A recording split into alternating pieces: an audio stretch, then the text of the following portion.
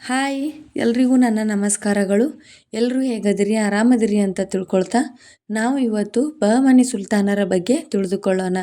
So ಯಾರೆಲ್ಲ ನನ್ನ ಚಾನಲನ್ನು ಸಬ್ಸ್ಕ್ರೈಬ್ ಮಾಡಿಲ್ಲ ಪ್ಲೀಸ್ ಸಬ್ಸ್ಕ್ರೈಬ್ ಮಾಡ್ಕೊಳ್ಳಿ ಅಂತ ಹೇಳುತ್ತಾ ಇವತ್ತಿನ ವಿಡಿಯೋನ ನಾವು ಸ್ಟಾರ್ಟ್ ಮಾಡೋಣ. ಬಹಮನಿ ಸುಲ್ತಾನರು ಡೆಕ್ಕನ್ ಪ್ರಸ್ಥಭೂಮಿಯಲ್ಲಿ ಕ್ರಿಸ್ತಶಕ 1347ರಿಂದ 1527ರವರೆಗೆ ಆಳಿದ ಪ್ರಬಲ ಮುಸ್ಲಿಂ ಸಾಮ್ರಾಜ್ಯವಾಗಿದ್ದು, ಇದನ್ನು ಹಸನ್ ಗಂಗು ಬಹಮನ್ ಶಾ ಅವರು ಸ್ಥಾಪಿಸುತ್ತಾರೆ. ಇವನು ತುರಕ್ ಅಥವಾ ಅಫ್ಘಾನ್ ಮೂಲದವನಾಗಿದ್ದು, ಗುಲ್ಬರ್ಗವನ್ನು ರಾಜ್ಯದ ರಾಜಧಾನಿಯನ್ನಾಗಿ ಮಾಡಿಕೊಂಡು ಆಳ್ವಿಕೆಯನ್ನು ಪ್ರಾರಂಭಿಸುತ್ತಾನೆ. ಬಹಮನಿ ಸುಲ್ತಾನರು ಕರ್ನಾಟಕ, ಆಂಧ್ರ ಪ್ರದೇಶ ಮತ್ತು ತೆಲಂಗಾಣದ ಭಾಗಗಳನ್ನು ಸುಮಾರು 2 ಶತಮಾನಗಳ ಕಾಲ ಆಳ್ವಿಕೆಯನ್ನು ಮಾಡುತ್ತಾರೆ. ಮುಂದೆ ಬಹಮನಿ ಸುಲ್ತಾನರ ಪ್ರಮುಖ ಆಡಳಿತಗಾರರ ಬಗ್ಗೆ ನಾವು ತಿಳಿದುಕೊಳ್ಳೋಣ. ಅವರುಗಳಲ್ಲಿ ಅಲ್ಲಾವುದ್ದೀನ್ ಹಸನ್ ಬಹಮನ್ ಶಾ, 1ನೇ ಮಹಮ್ಮದ್ ಶಾ, 2ನೇ ಮಹಮ್ಮದ್ ಶಾ, ಫಿರೋಜ್ ಶಾ ಬಹಮನಿ, 1ನೇ ಅಹಮದ್ ಶಾ, 3ನೇ ಮಹಮ್ಮದ್ ಶಾ ಮತ್ತು ಮಹಮ್ಮದ್ ಗವಾನರ ಬಗ್ಗೆ ನಾವು ಇವತ್ತು ತಿಳಿದುಕೊಳ್ಳೋಣ. ಮೊದಲಿಗೆ ಅಲ್ಲಾವುದ್ದೀನ್ ಹಸನ್ ಬಹಮನ್ ಶಾ ಅವರ ಬಗ್ಗೆ ತಿಳಿದುಕೊಳ್ಳೋಣ. ಬಹಮನಿ ಸಾಮ್ರಾಜ್ಯವನ್ನು 1347ರಲ್ಲಿ ಅಲ್ಲಾವುದ್ದೀನ್ ಹಸನ್ ಬಹಮನ್ ಶಾ ಸ್ಥಾಪಿಸುತ್ತಾನೆ. ಮೂಲತಃ ದೆಹಲಿ ಸುಲ್ತಾನರ ಆಸ್ಥಾನದಲ್ಲಿ ಸೇವಕನಾಗಿದ್ದ ಹಸನ್ ಬಹಮನ್ ಶಾ, ಸುಲ್ತಾನ ಮುಹಮ್ಮದ್ ಬಿನ್ ತುಘ್ಲಕ್ನಿಂದ ಸ್ವಾತಂತ್ರ್ಯವನ್ನು ಘೋಷಿಸಿಕೊಂಡು ಗುಲ್ಬರ್ಗವನ್ನು ರಾಜಧಾನಿಯಾಗಿಸಿಟ್ಟುಕೊಂಡು ದಕ್ಷಿಣ ಭಾರತದಲ್ಲಿ ಬಹಮನಿ ರಾಜ್ಯವನ್ನು ಸ್ಥಾಪಿಸುತ್ತಾನೆ. ಇವನನ್ನು ಹಸನ್ ಗಂಗು ಅಥವಾ ಜಾಫರ್ ಖಾನ್ ಅಬುಲ್ ಮುಜಾಫರ್ ಅಲ್ಲಾವುದ್ದೀನ್ ಬಹಮನ್ ಶಾ ಎಂದು ಕೂಡ ಕರೆಯಲಾಗುತ್ತದೆ. ಇವನು ಆಡಳಿತದಲ್ಲಿ ಕೆಲವೊಂದು ಸುಧಾರಣೆಗಳನ್ನು ತರುತ್ತಾನೆ. ಅವು ಎಂದರೆ ಸೈನ್ಯಕ್ಕೆ ಸಂಬಳ ವ್ಯವಸ್ಥೆಯನ್ನು ತಂದುಕೊಡುತ್ತಾನೆ, ಸಾಮ್ರಾಜ್ಯದ ಗಡಿ ಪ್ರದೇಶದಲ್ಲಿ ಕೋಟೆಗಳನ್ನು ನಿರ್ಮಿಸುತ್ತಾನೆ, ಭೂಮಿಯ ಅಳತೆಯ ಆಧಾರದ ಮೇಲೆ ತೆರಿಗೆಯನ್ನು ನಿಗದಿ ಮಾಡುತ್ತಾನೆ, ರೈತರಿಂದ ನ್ಯಾಯಸಂಗತ ತೆರಿಗೆಯನ್ನು ವಸೂಲಿ ಮಾಡುತ್ತಾನೆ, ಹಿಂದೂ ಮುಸ್ಲಿಂ ಅಧಿಕಾರಿಗಳಿಗೆ ಸಮಾನ ಅವಕಾಶವನ್ನು ಕಲ್ಪಿಸಿಕೊಡುತ್ತಾನೆ, ಪ್ರತಿಭೆಗೆ ಪ್ರಾಮುಖ್ಯತೆಯನ್ನು ಇವನು ನೀಡುತ್ತಾನೆ. ಕೊನೆಗೆ ಬಹಮನ್ ಶಾ ಕ್ರಿಸ್ತಶಕ 1358ರಲ್ಲಿ ನಿಧನರಾಗುತ್ತಾರೆ. ಇವರ ನಂತರ ಇವನ ಮಗನಾದ 1ನೇ ಮಹಮ್ಮದ್ ಶಾ ಗದ್ದುಗೆಯನ್ನು ಏರುತ್ತಾನೆ. ಮುಂದೆ ನಾವು 1ನೇ ಮಹಮ್ಮದ್ ಶಾ ಅವರ ಬಗ್ಗೆ ತಿಳಿದುಕೊಳ್ಳೋಣ.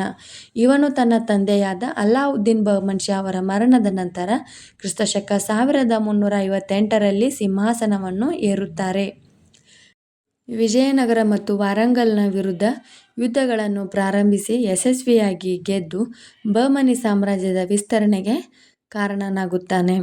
ದೋನಿ, ಬೀದರ್, ಬೆರಾರ್ ಮತ್ತು ಕೊಂಕಣ ಭಾಗಗಳ ಮೇಲೆ ತನ್ನ ಪ್ರಭಾವವನ್ನು ವಿಸ್ತರಿಸಿ ಸಾಮ್ರಾಜ್ಯವನ್ನು ಇನ್ನಷ್ಟು ಬಲಿಷ್ಠಗೊಳಿಸುತ್ತಾನೆ. ನಾವು ಇಲ್ಲಿ ಮಹಮ್ಮದ್ ಶಾ ಎಂಬ ಹೆಸರಿನಿಂದ ಬೇರೆ ರಾಜರುಗಳನ್ನು ಕಾಣಬಹುದು. ಅವರುಗಳು ಎಂದರೆ ಮೊಘಲ್ ಚಕ್ರವರ್ತಿ ಮಹಮ್ಮದ್ ಶಾ ಮತ್ತು ಸಯ್ಯದ್ ರಾಜವಂಶದ ಮಹಮ್ಮದ್ ಶಾ ಕೂಡ ಆಗಿದ್ದಾರೆ. ಆದರೆ 1ನೇ ಮಹಮ್ಮದ್ ಶಾ ಅಂತ ಬಂದರೆ ಬಹಮನಿ ಸುಲ್ತಾನರ 1ನೇ ಮಹಮ್ಮದ್ ಶಾ ಎಂದು ನಾವು ತಿಳಿದುಕೊಳ್ಳಬೇಕು. ಮುಂದೆ 1ನೇ ಮಹಮ್ಮದ್ ಶಾ ಅವರ ಮರಣದ ನಂತರ ಅವನ ಮಗನಾದ ಅಲ್ಲಾವುದ್ದೀನ್ ಮುಜಾಫರ್ ಶಾ ಅಧಿಕಾರಕ್ಕೆ ಬರುತ್ತಾನೆ. ಆದರೆ ಇವನು ಕೇವಲ 3 ವರ್ಷಗಳ ಕಾಲ ಆಳ್ವಿಕೆಯನ್ನು ಮಾಡುತ್ತಾನೆ. ಮುಂದೆ ನಾವು 2ನೇ ಮಹಮ್ಮದ್ ಶಾ ಅವರ ಬಗ್ಗೆ ತಿಳಿದುಕೊಳ್ಳೋಣ. 2ನೇ ಮಹಮ್ಮದ್ ಶಾ ಕ್ರಿಸ್ತಶಕ 1378ರಿಂದ 1397ರವರೆಗೆ ಆಳ್ವಿಕೆಯನ್ನು ಮಾಡುತ್ತಾನೆ. ಇವನು 1ನೇ ಮಹಮ್ಮದ್ ಶಾ ಅವರ ಮಗನಾಗಿದ್ದು, ತನ್ನ ರಾಜ್ಯದಲ್ಲಿ ಶಾಂತಿ ಮತ್ತು ಆಂತರಿಕ ಸುಸ್ಥಿರತೆಯನ್ನು ಕಾಯ್ದುಕೊಳ್ಳುತ್ತಾನೆ. 2ನೇ ಮಹಮ್ಮದ್ ಶಾನು ತೆರಿಗೆ ವ್ಯವಸ್ಥೆಯನ್ನು ಸುಧಾರಿಸುತ್ತಾನೆ, ಜಾಗೀರ್ದಾರರ ಮೇಲೆ ನಿಯಂತ್ರಣವನ್ನು ಹೇರುತ್ತಾನೆ ಮತ್ತು ಸೈನ್ಯವನ್ನು ಶಿಸ್ತಿನ ಮೂಲಕ ಬಲಪಡಿಸಿ ರಾಜ್ಯದಲ್ಲಿ ಆಡಳಿತ ವ್ಯವಸ್ಥೆಯನ್ನು ಕಾಯ್ದುಕೊಂಡು ಹೋಗುತ್ತಾನೆ. ಹಿಂದೂ ಮುಸ್ಲಿಮರನ್ನು ಸಮಾನವಾಗಿ ಕಾಣುತ್ತಿದ್ದನು, ಯುದ್ಧಕ್ಕಿಂತ ಶಾಂತಿಗೆ ಹೆಚ್ಚಿನ ಪ್ರಾಮುಖ್ಯತೆಯನ್ನು ನೀಡಿದನು. ಕೊನೆಗೆ 2ನೇ ಮಹಮ್ಮದ್ ಶಾನು ಕ್ರಿಸ್ತಶಕ 1397ರಲ್ಲಿ ನಿಧನರಾಗುತ್ತಾರೆ. ಮುಂದೆ ಫಿರೋಜ್ ಶಾ ಬಹಮನಿ ಅವರ ಬಗ್ಗೆ ನಾವು ತಿಳಿದುಕೊಳ್ಳೋಣ. ಫಿರೋಜ್ ಶಾ ಬಹಮನಿಯನ್ನು ತಾಜ್ ಉದ್ದೀನ್ ಫಿರೋಜ್ ಶಾ ಬಹಮನಿ ಎಂದು ಕೂಡ ಕರೆಯಲಾಗುತ್ತಿತ್ತು. ಇವನು 1397ರಿಂದ 1422ರವರೆಗೆ ಬಹಮನಿ ಸುಲ್ತಾನರ ಆಡಳಿತಗಾರರಾಗಿ ಸೇವೆಯನ್ನು ಸಲ್ಲಿಸುತ್ತಾನೆ. ಫಿರೋಜ್ ಶಾ ಬಹಮನಿ ವಿಜಯನಗರ ಸಾಮ್ರಾಜ್ಯದ ವಿರುದ್ಧ ಹಲವಾರು ಬಾರಿ ಹೋರಾಡಿ ಅವರಿಂದ ರಾಯಚೂರು ಮತ್ತು ದೋವಬನ್ನು ವಶಪಡಿಸಿಕೊಳ್ಳುತ್ತಾನೆ. ಫಿರೋಜ್ ಶಾ ಭೀಮಾ ನದಿಯ ದಡದಲ್ಲಿ 4 ಬೃಹತ್ ಬಾಗಿಲುಗಳೊಂದಿಗೆ ಫಿರೋಜಾಬಾದ್ ಅರಮನೆಯನ್ನು ಕೂಡ ನಿರ್ಮಿಸುತ್ತಾನೆ.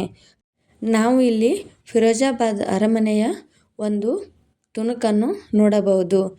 ಫಿರೋಜ್ ಶಾ ಒಬ್ಬ ಕಲಿತ ರಾಜನಾಗಿದ್ದು ಉತ್ತಮ ಕ್ಯಾಲಿಗ್ರಫಿಸ್ಟ್, ಉತ್ತಮ ಭಾಷಾಶಾಸ್ತ್ರಜ್ಞರಾಗಿದ್ದರು ಮತ್ತು ಅರೇಬಿಕ್, ಪರ್ಷಿಯನ್, ಮರಾಠಿ, ತೆಲುಗು ಮತ್ತು ಕನ್ನಡದಲ್ಲಿ ಪದ್ಯಗಳನ್ನು ರಚಿಸಿದರು.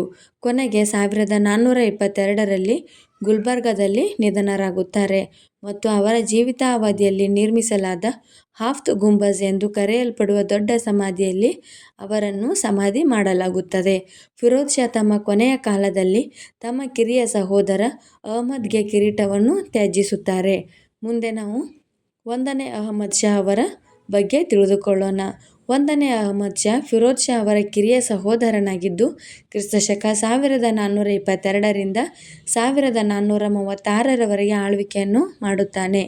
ಇವನು ವಿಜಯನಗರದ ಮೇಲೆ ದಾಳಿ ಮಾಡಿ ಅದನ್ನು ಸಂಪೂರ್ಣವಾಗಿ ವಶಪಡಿಸಿಕೊಳ್ಳುತ್ತಾನೆ. ಹಾಗೆ ಹಿಂದಿನ ಯುದ್ಧಗಳಲ್ಲಿ ವಿಜಯನಗರದೊಂದಿಗೆ ಸಹಕರಿಸಿದ್ದಕ್ಕಾಗಿ ವಾರಂಗಲ್ನ ಮೇಲೆ ಕೂಡ ಇವನು ದಾಳಿಯನ್ನು ಮಾಡುತ್ತಾನೆ. ಮುಂದೆ 1432ರಲ್ಲಿ ಅಹ್ಮದ್ ಶಾ ಬಹಮನಿಯ ರಾಜಧಾನಿಯನ್ನು ಗುಲ್ಬರ್ಗಾದಿಂದ ಬೀದರ್ಗೆ ವರ್ಗಾಯಿಸುತ್ತಾನೆ. ಈ ರಾಜಧಾನಿ ಬದಲಾವಣೆಗೆ ಡೆಕ್ಕನ್ನಿನ ಅತ್ಯಂತ ಪ್ರಸಿದ್ಧ ಸೂಫಿ ಖ್ವಾಜಾ ಬಂದೇ ನವಾಜ್ ಕೂಡ ಒಬ್ಬರು ಕಾರಣಕರ್ತರು ಎಂದು ಹೇಳಲಾಗುತ್ತದೆ. ಅಹ್ಮದ್ ಶಾ ಅವರ ಒಳ್ಳೆಯ ಕಾರ್ಯಗಳು ಮತ್ತು ಸೂಫಿ ಸಂತರೊಂದಿಗಿನ ಒಡನಾಟದಿಂದಾಗಿ ಮುಸ್ಲಿಮರು ಅವರನ್ನು ವಾಲಿ ಎಂದು, ಹಿಂದೂಗಳು ಅವರನ್ನು ಸಂತ ಎಂದು ಪರಿಗಣಿಸುತ್ತಿದ್ದರು. ಅಹ್ಮದ್ ಶಾ ಕ್ರಿ.ಶ. 1436ರಲ್ಲಿ ಬೀದರ್ನಲ್ಲಿ ಮರಣವನ್ನು ಹೊಂದುತ್ತಾರೆ. ಆದರೆ ಅವರ ಸಮಾಧಿ ಬೀದರ್ ಸಮೀಪದ ಅಷ್ಟೋರ್ನಲ್ಲಿ ಮಾಡಲಾಗುತ್ತದೆ. 1ನೇ ಅಹ್ಮದ್ ಶಾ ವಲಿಯ ನಂತರ ಕೆಲ ಆಡಳಿತಗಾರರು ಅಧಿಕಾರಕ್ಕೆ ಬರುತ್ತಾರೆ. ಅವರುಗಳಲ್ಲಿ 2ನೇ ಅಲಾವುದ್ದೀನ್ ಅಹ್ಮದ್ ಶಾ, ಹುಮಾಯೂನ್ ಶಾ ಮತ್ತು ನಿಜಾಮ್ ಶಾ. ಇವರ ನಂತರ 3ನೇ ಮಹಮದ್ ಶಾ ಅಧಿಕಾರಕ್ಕೆ ಬರುತ್ತಾನೆ.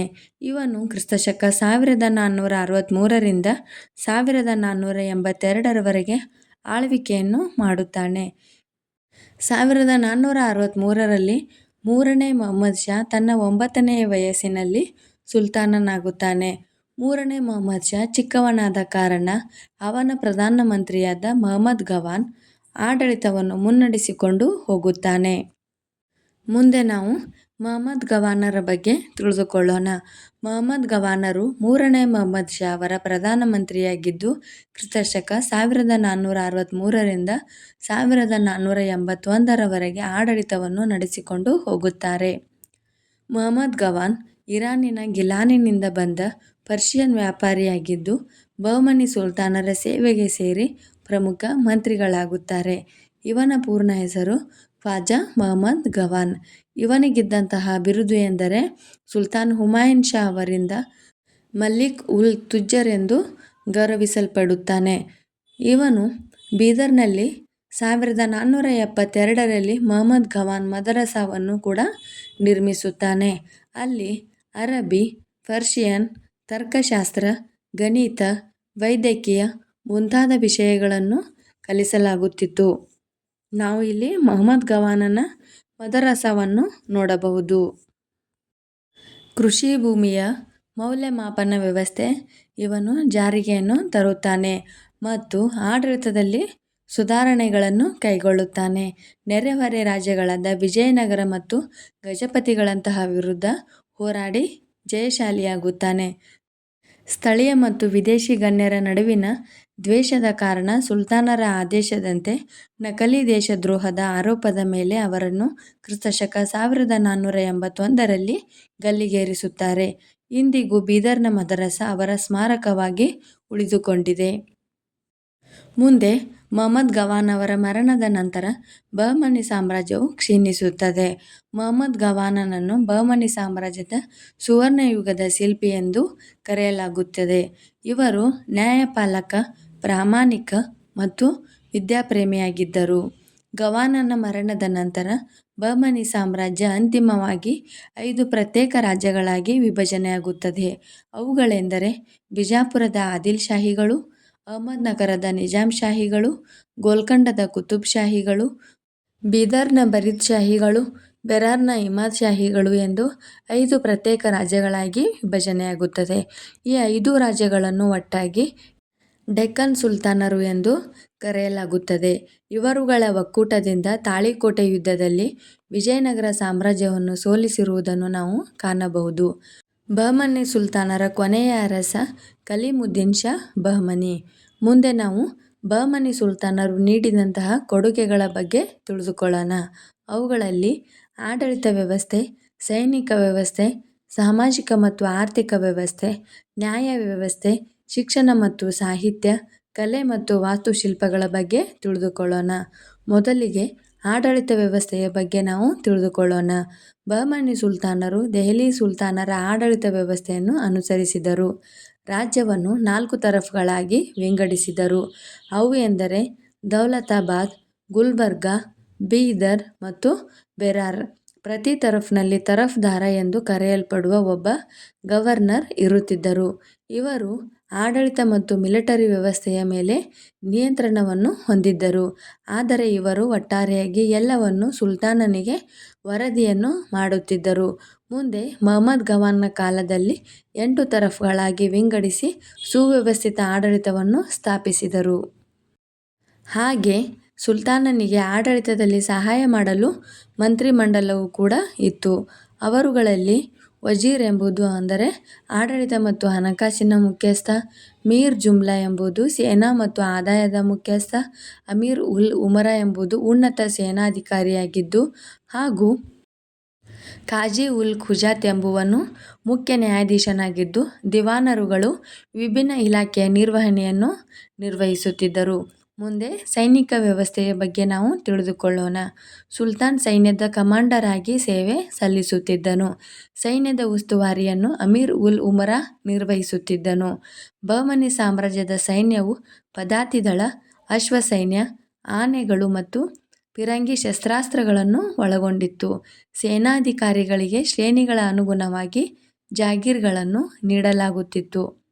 ಸೇನೆಯಲ್ಲಿ ಶಿಸ್ತು ಮತ್ತು ನಿಷ್ಠೆಯನ್ನು ಕಾಪಾಡಿಕೊಳ್ಳಲು ಸೈನಿಕರಿಗೆ ವೇತನ ಅಥವಾ ಭೂಮಿಯನ್ನು ನೀಡಲಾಗುತ್ತಿತ್ತು. ಪ್ರತಿ ತರಫ್ದಾರ ತನ್ನ ಪ್ರಾಂತ್ಯದಿಂದ ಸೈನ್ಯವನ್ನು ಒದಗಿಸಬೇಕಾಗಿತ್ತು. ಈ ಸೈನ್ಯವು ಯುದ್ಧದ ಸಮಯದಲ್ಲಿ ಕೇಂದ್ರ ಸೈನ್ಯದೊಂದಿಗೆ ಸೇರುತ್ತಿತ್ತು. ಒಟ್ಟಿನಲ್ಲಿ ಬಹಮನಿ ಸಾಮ್ರಾಜ್ಯದ ಸೈನಿಕ ವ್ಯವಸ್ಥೆ ಶಕ್ತಿಶಾಲಿ, ಸಂಘಟಿತ ಮತ್ತು ಪರಿಣಾಮಕಾರಿಯಾಗಿತ್ತು.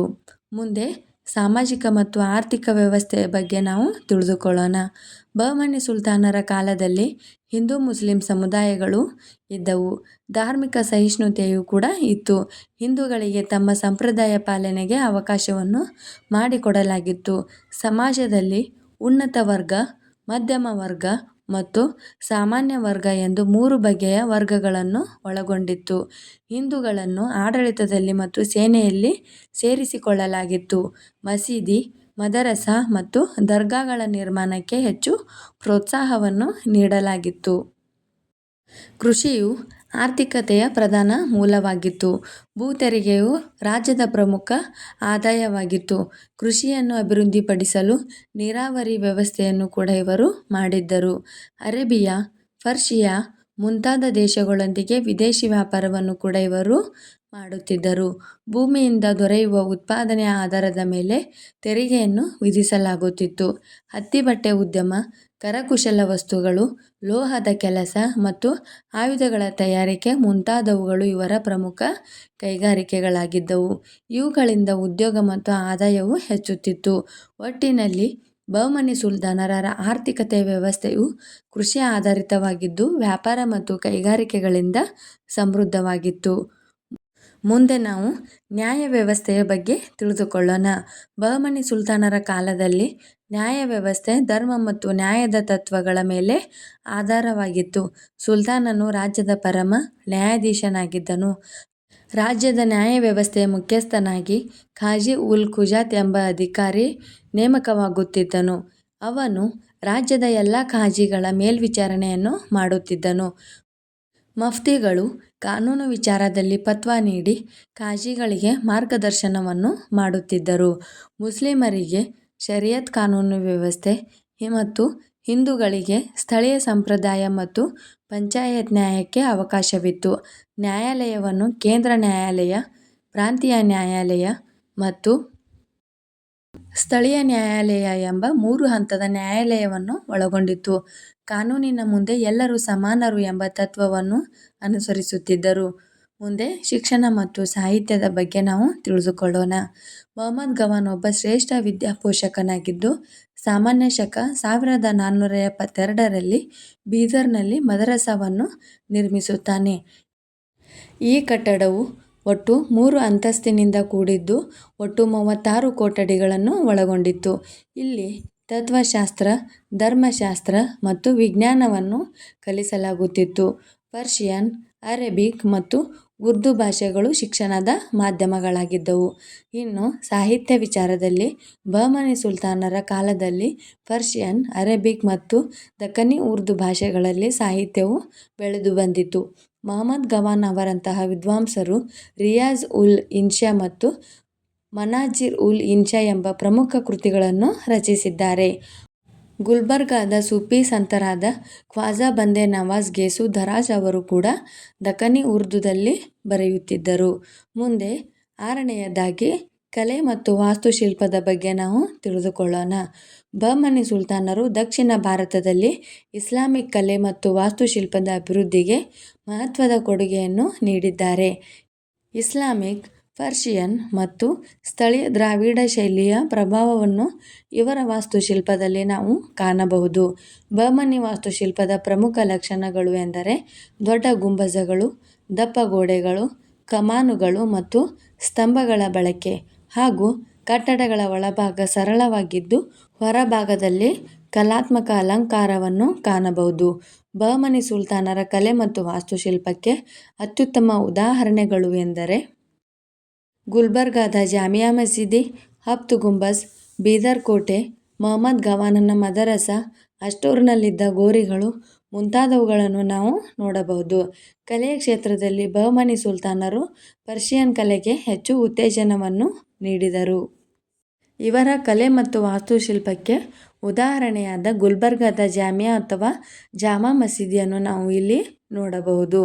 ಮುಂದೆ ಇದು ಹಫ್ತ್ ಗುಂಬಜ್, ಹಾಗೆ ಬೀದರ್ ಕೋಟೆ ಮತ್ತು ಮೊಹಮ್ಮದ್ ಗವಾನ್ ಅವರ ಮದರಸಾವನ್ನು ಕೂಡ ನಾವು ಇಲ್ಲಿ ನೋಡಬಹುದು.